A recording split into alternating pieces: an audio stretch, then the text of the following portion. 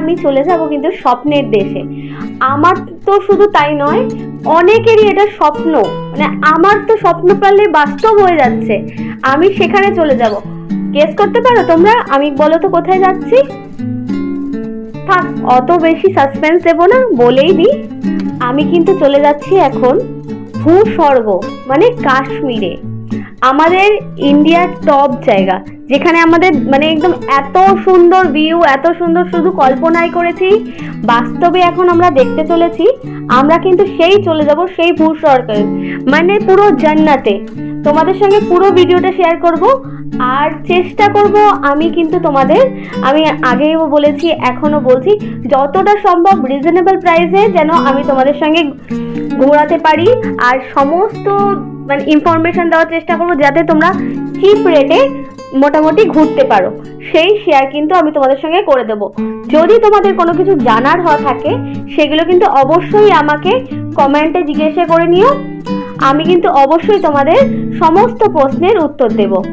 চলো বেশি বকবক না করে আজকের ভিডিওটা শুরু হোক। আজকের আমাদের ডেস্টিনেশন হচ্ছে কাশ্মীর। আমরা চলে যাব কাশ্মীরের উদ্দেশ্যে, ভূস্বর্গে চলে যাব, আর চেষ্টা করব সেখানের ভিউ, সেখানে সমস্ত কি কি পাওয়া যাচ্ছে, কি না পাওয়া যাচ্ছে, কিভাবে যাচ্ছি, সমস্ত ইনফরমেশনটা তোমাদের সঙ্গে কিন্তু আমি শেয়ার করে দেবো। চলো আজকের ভিডিওটা শুরু করা যাক। এই যে দেখো, আমাদের হিমগিরি এক্সপ্রেস কিন্তু দিয়ে দিয়েছে। হিমগিরি এক্সপ্রেস দিয়েছে 14 নম্বর প্ল্যাটফর্মে 11:55-তে। এই যে হিমগিরি এক্সপ্রেস 14 নম্বর প্ল্যাটফর্ম 11:55-তে, ট্রেন নাম্বার 12331।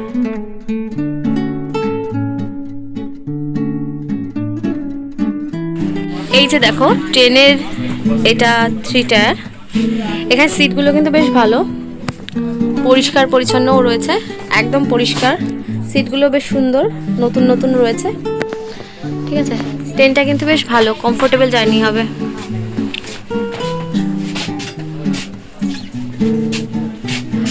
দেখো, জম্মু যাওয়ার আগে আমাদের ট্রেনটা কিন্তু কিছুক্ষণ দাঁড়িয়ে গেছে। বাড়ি ব্রাহ্মণ বলে একটা স্টপে এসছে, এখানে অনেকক্ষণ টাইম কিন্তু নিচ্ছে, তাই আমি একটুখানি ভিডিও তুলে দিলাম তোমাদের সঙ্গে শেয়ার করার জন্য। আমরা কিন্তু নেমে গেছি জম্মু কাশ্মীর যাওয়ার জন্য স্টেশনের জন্য। ট্রেন টাইমিং 3:40-এ কিন্তু আমাদের নামিয়েছে। আমরা এখন কিন্তু জম্মু স্টেশনে চলে এসেছি। জম্মু স্টেশন থেকে এখানে দেখতে পাচ্ছ কত পুলিশ টুলিশ রয়েছে। এই যে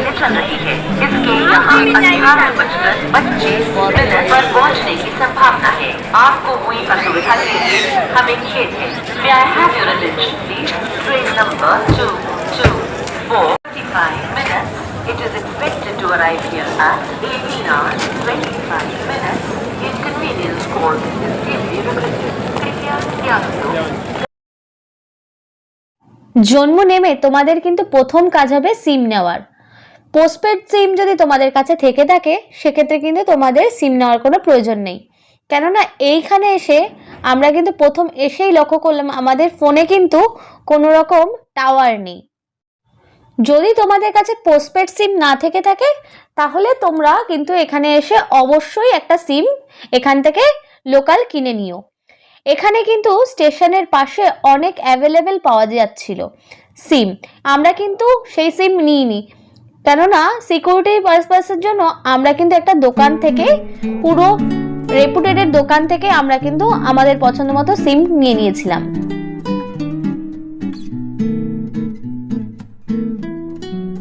তোমরা কিন্তু চেষ্টা করবে অবশ্যই কোনো একটা দোকান থেকে সিম নেওয়ার। বাইরে যেগুলো অ্যাভেলেবেল সিম পাওয়া যাচ্ছিল সেদিগুলো কম পয়সায় পাওয়া গেলেও সেগুলো অ্যাভয়েড করে নেওয়াটাই আমার মনে হয়েছিল ওটা সিকিউর।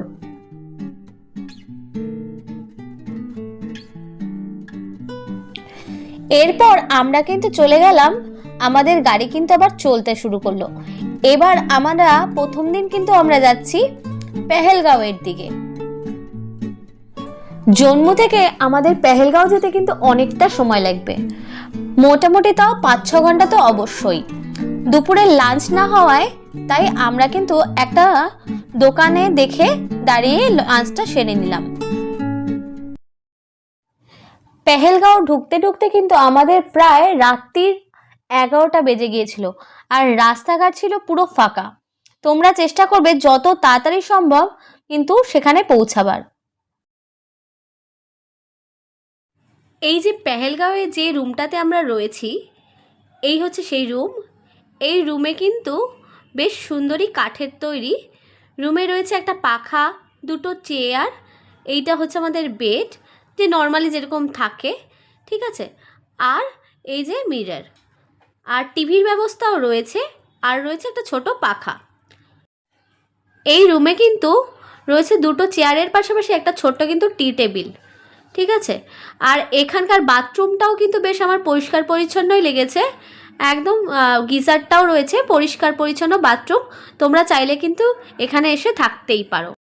মোটামুটি এই ভাড়া অনুযায়ী কিন্তু আমার একটু এক্সপেন্সিভ মনে হয়েছে পেহেলগাঁওয়ের রুমটা, কিন্তু মোটামুটি কন্ডিশন কিন্তু রুমের ভালোই।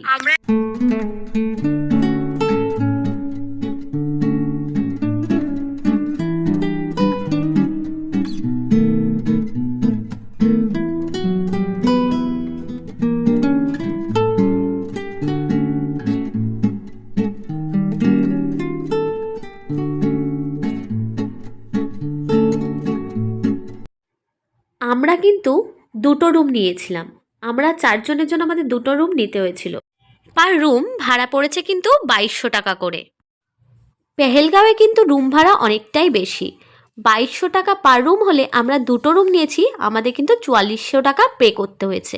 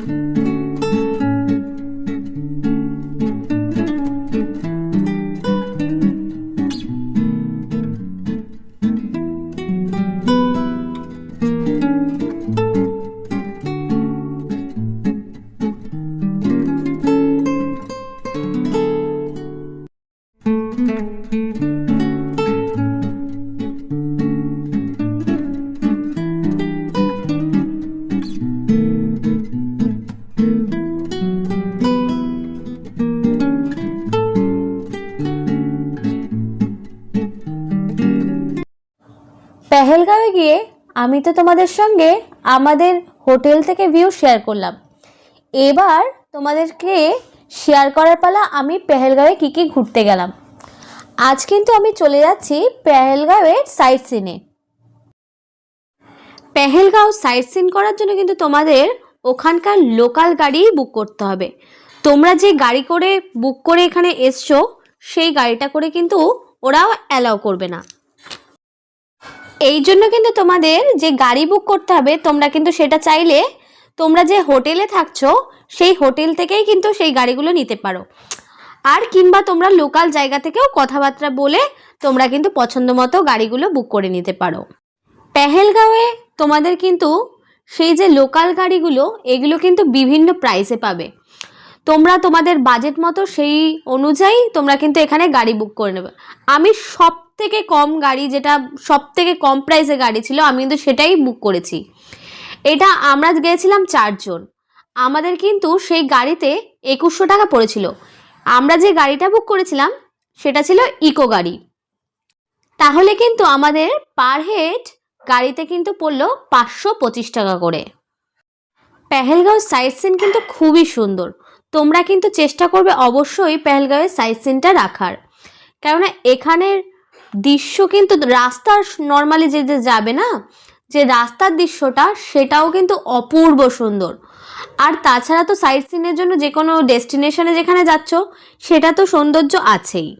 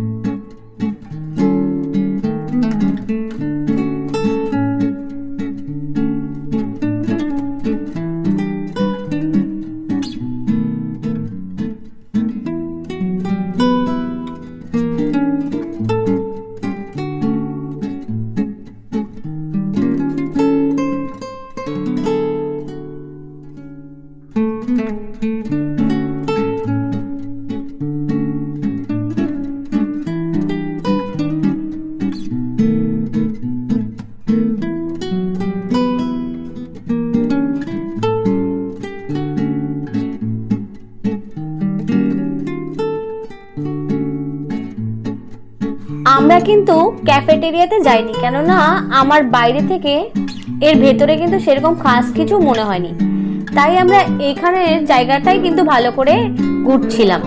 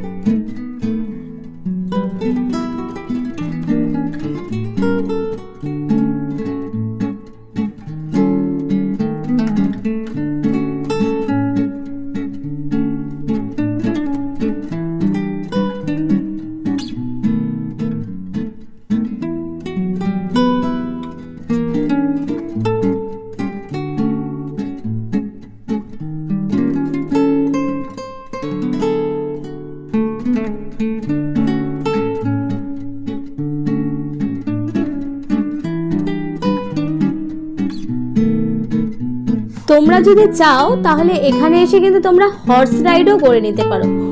অনেক অনেক কিন্তু ঘোড়া এখানে দাঁড়িয়েছিল।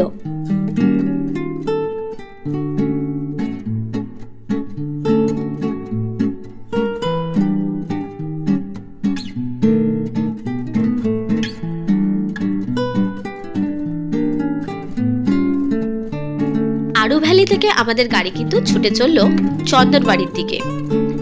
এখন আমরা চলে যাব চন্দনবাড়ির দিকে। একে মনে হয় ভূস্বর্গ এমনি বলে না, প্রত্যেকটা কোনায় কোনায় যেন বিউটি লুকিয়ে আছে। এই জন্যই হয়তো কাশ্মীরকে ভূস্বর্গ বলা হয়। তোমরা যেতে যেতে দেখবে রাস্তায় যে সাইট সিন সেটাও কিন্তু খুবই সুন্দর। আমরা এখন এসেছি চন্দনবাড়িতে। এখানে কিন্তু অনেক ধরনের শপ আছে। খাবারের শপের পাশাপাশি এখানে তোমরা কিন্তু শালের বিভিন্ন জিনিস পেয়ে যাবে। এই যে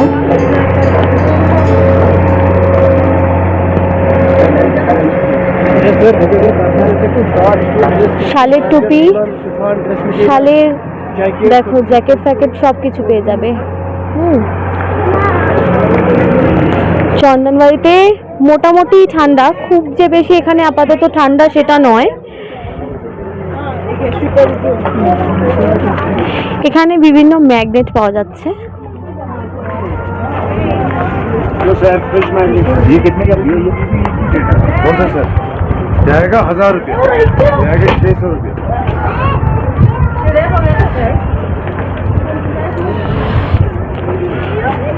এখন ওয়েদারটা বেশ সানি আছে, দেখতে পাচ্ছ। এই যে ভিউ, এখানে লোকালের লোক থেকে জানতে পারলাম 1.5 কিলোমিটার দূরে নাকি এখানে ওয়াটারফল আছে। আমি চেষ্টা করব ওদিকে যাওয়ার, যদি যেতে পারি তাহলে তোমাদের ভিউটা কিন্তু দেখাবো অবশ্যই।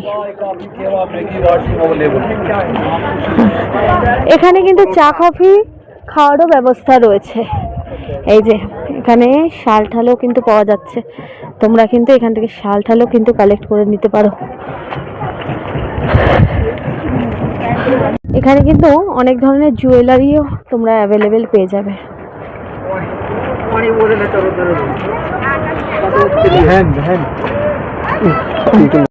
তোমাদের যে ওয়াটারফলটা বলছিলাম এটা কিন্তু পাশেই, এটা কোনো এই যে পাশ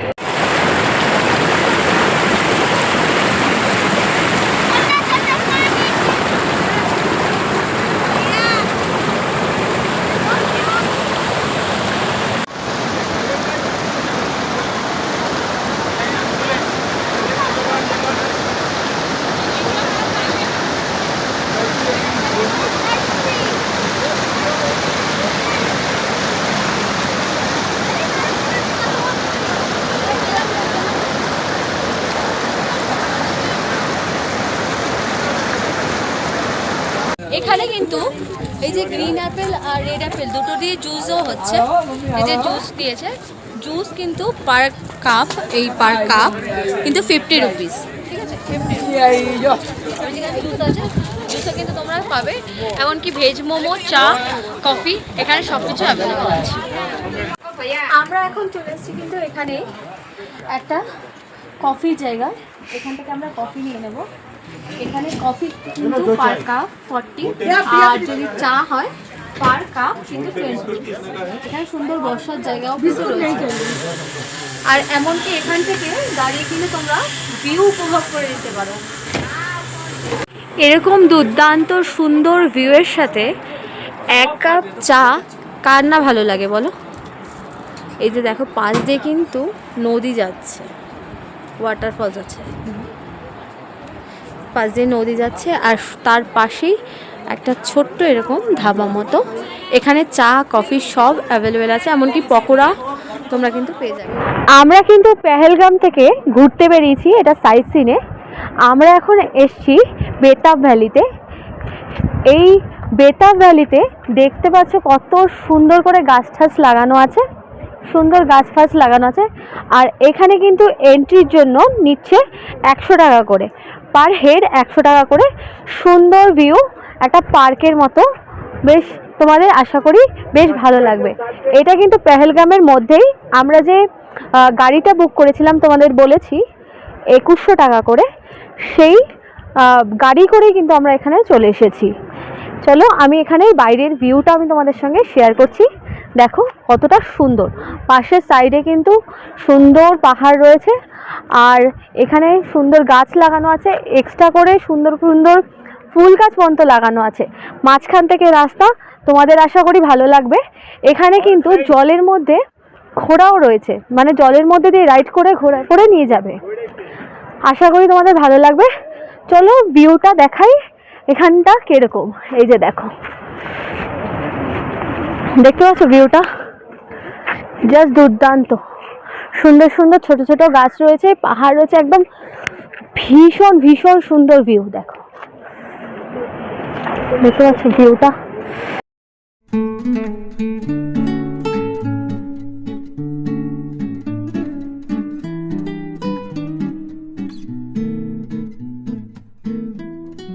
এখানে এসে জানতে পারলাম এই জায়গাটা বেতাব ভ্যালি হওয়ার নামকরণ হওয়ার কারণ হিসেবে বলছে এখানে সানি দেওয়ালের বেতাব মুভিটা এখানে হয়েছিল, তাই এই জায়গাটার নাম হয়েছিল বেতাব ভ্যালি।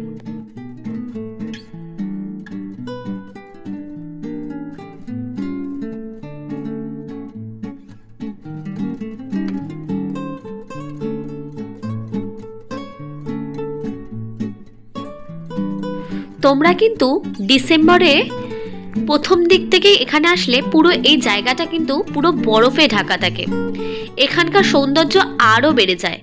এখানে পুরো পাহাড়ে কিন্তু পুরো বরফে ছেয়ে যায়।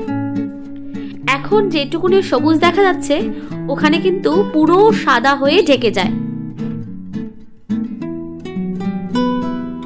আমরা যেহেতু নভেম্বর মাসে এসেছি, এখানে কিন্তু আমরা সবুজের সৌন্দর্য আর গাছপালার এই সৌন্দর্যটা উপভোগ করতে পারছি, কিন্তু এটা হয়তো ডিসেম্বর মাসে এলে পুরো এই জায়গাটা বরফে ঢেকে থাকতো। আমরা এমন সময় এসেছি যে এখানে সবুজ সৌন্দর্যের পাশাপাশি এখানকার কিছু কিছু জায়গায় বরফের সৌন্দর্যও কিন্তু আমরা উপভোগ করতে পারবো। তাই জন্য কিন্তু আমরা এরকম টাইমই চুজ করেছি, যাতে আমরা বরফ দেখার পাশাপাশি এখানকার সবুজের সৌন্দর্য উপভোগ করতে পারি। আমরা কিন্তু সাইট সিন করতে এসে নিয়ে নিয়েছি গোলাপ জামুন, গরম গরম গোলাপ জামুন।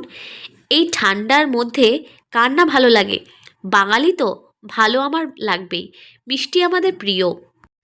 তার উপর আমার তো প্রচণ্ড লেভেলের ঠান্ডা লেগেছে। আশা করি গলার ভয়েস শুনেও বুঝতে পারছো আমার কতটা ঠান্ডা লেগেছে। আমরা রাস্তায় একটা দোকান থেকে লাঞ্চের জন্য খাওয়ার অর্ডার দিয়ে দিয়েছি।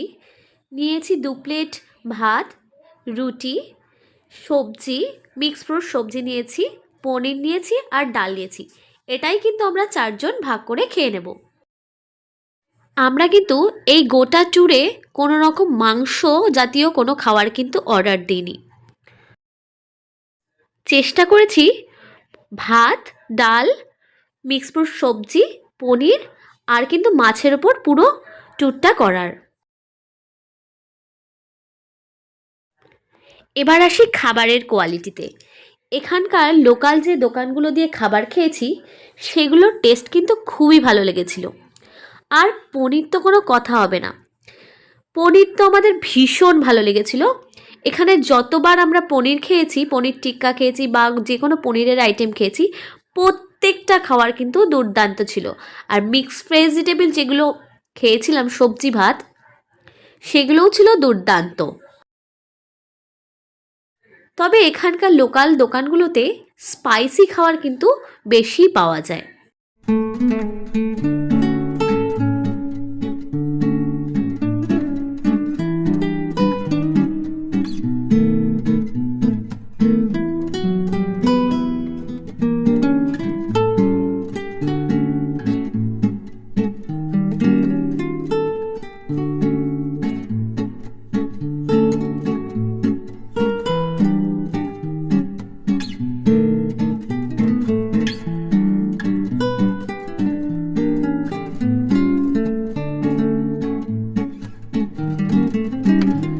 খাওয়া শেষ করে আমাদের কিন্তু এখন চলে যেতে হবে হোটেলের দিকে।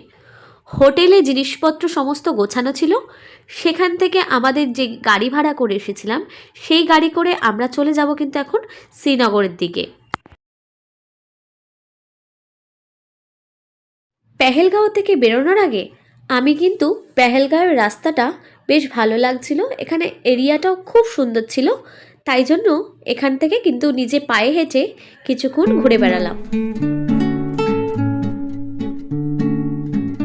আমাদের গাড়ি শ্রীনগর যাওয়ার সময় অনেক কিন্তু আপেল গার্ডেনের ওপর দিয়ে যাচ্ছিল। ড্রাইভার দাদা আমাদের একটা আপেল গার্ডেনে নামিয়ে দিলেন। এখানে কিন্তু অনেক গাছে আপেল হয়ে রয়েছিল। আপেল গার্ডেন ঘুরতে ঘুরতে আমরা কিন্তু অনেক আপেল মাটিতে কুড়িয়েও পেয়েছিলাম। এমনকি এই আপেল বাগানের মালিক যে দাদাটা ছিলেন তিনি কিন্তু আমার হাতে আরও 2-4টে দিয়ে দিয়েছিলেন।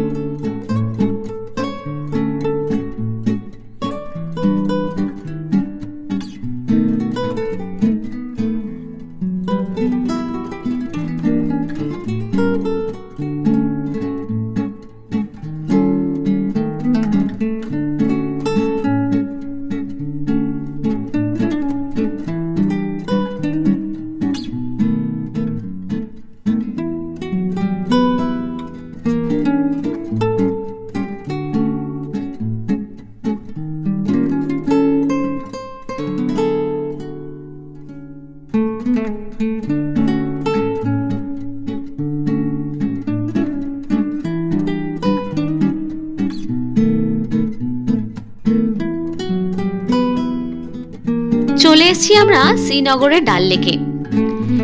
পরবর্তী ভিডিওতে আমরা এখানে ডাল লেকের কাছে কোথায় থাকলাম, কি করলাম, সমস্ত ইনফরমেশনটা দেব।